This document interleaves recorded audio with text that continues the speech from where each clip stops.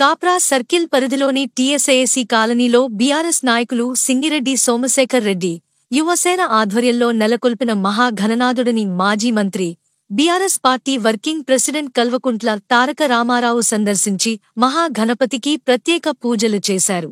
ఈ సందర్భంగా సింగిరెడ్డి సోమశేఖర్ రెడ్డి యువసేన సభ్యులు కేటీఆర్కు ఘన స్వాగతం పలికారు.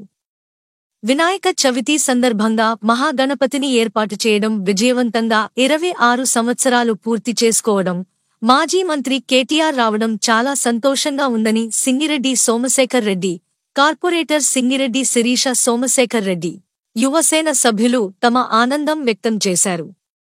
ఈ సందర్భంగా కేటీఆర్ మాట్లాడుతూ గత అసెంబ్లీ ఎన్నికల్లో బీఆర్ఎస్ పార్టీ అభ్యర్థి బండారి లక్ష్మారెడ్డిని గెలిపించినందుకు ఉప్పల్ నియోజకవర్గ ప్రజలకు కృతజ్ఞతలు తెలిపారు.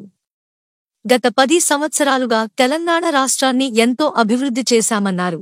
కొన్ని రోజులు వెలుగు, కొన్ని రోజులు చీకటి ఉంటుందని, ఇప్పుడు మేము ఓడిపోయినా మంచిదేనని, రానున్న రోజుల్లో ప్రభుత్వం మాదేనని ధీమా వ్యక్తం చేశారు.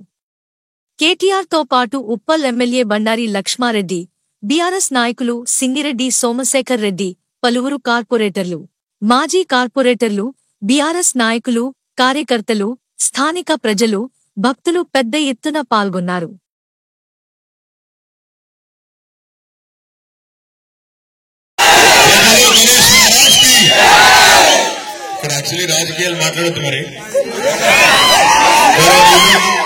ఉప్పల్ శాసనసభ్యులు పెద్దలు బండారి లక్ష్మారెడ్డి గారు, మా సోదరుడు సోమశేఖర్ రెడ్డి గారు, శిరీష గారు,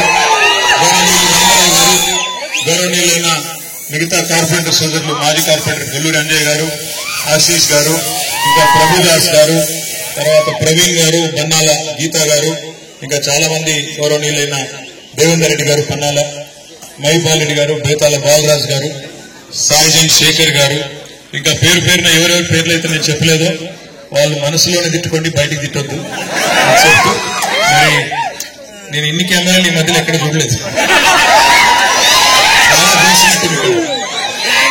సరే, హైదరాబాద్ లోనేమో మీరందరూ చక్కగా ఆలోచించి అభివృద్ధి గురించి ఆలోచించి మళ్ళీ కేసీఆర్ గారు వస్తేనే బాగుంటుందని మీరు ఓటేస్తారు.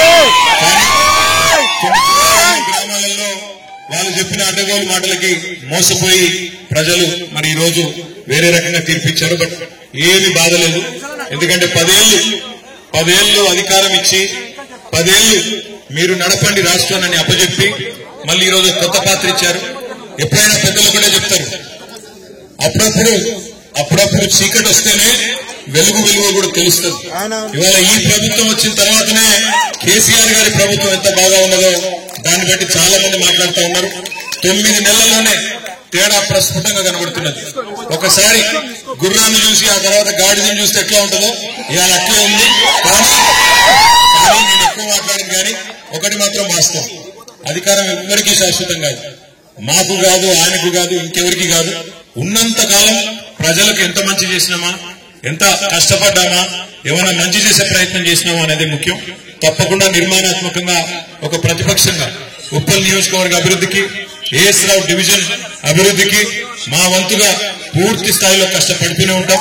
మీ ఆశీస్సులు, ఆ భగవంతుడి ఆశీస్సులు ఉంటే తప్పకుండా భవిష్యత్తులో మళ్లీ మీకు సేవ చేసే అవకాశం దొరకాలని మనస్ఫూర్తిగా కోరుకుంటూ, పేరు పేరున ఇంత రాత్రి కూడా వచ్చేసి మీ అందరికీ యువసేన సభ్యులందరికీ పేరు పేరున హృదయపూర్వకంగా అభినందనలు, శుభాకాంక్షలు. జై బోలో గణేష్ మహారాజ్.